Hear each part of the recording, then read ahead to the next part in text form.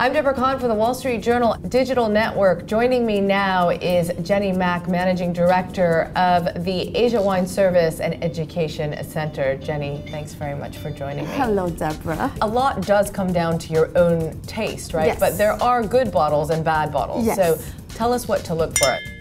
You look at the color.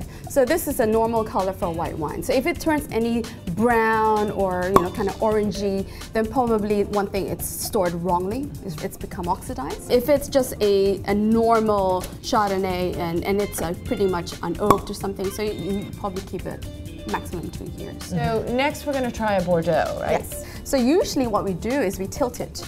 We tilt it this way, because we could then see the core. This is the core, and that's the rim.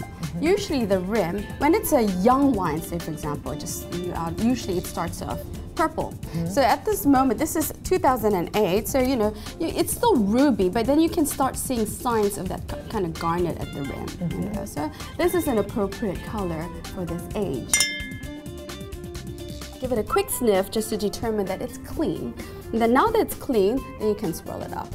Yeah. Notice some people, they swirl it. The reason why they swirl it because they want to open up the aromas. But if you swirl it right in the very beginning, if it was faulty, you emphasize that faulty characteristics and it will spoil your sense of smell. When you're tasting wine, usually you let the wine go around your tongue because different areas of your tongue is sensitive to different tactile sensations. On the sides of your tongue, especially for white wine, acidity is important. Okay. Let's try that. Let's go around our tongue for a while. So just move it around.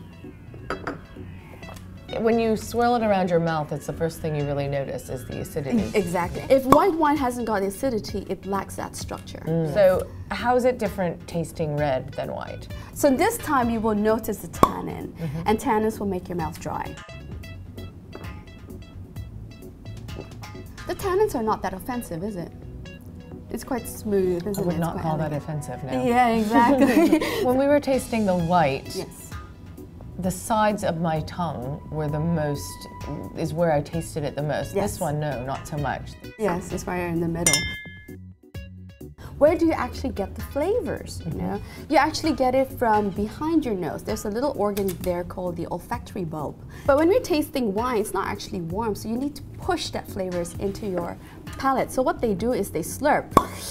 They draw in the air, slurp it up so that the vapors will reach at the back of their nose, which sends messages to their brain saying what they're tasting. It's like this.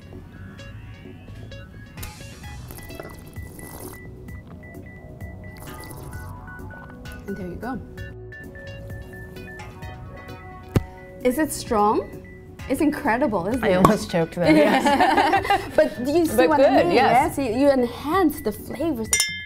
So what do you think is the wine of today where maybe 10 years ago people would not have wanted to give it the time of day?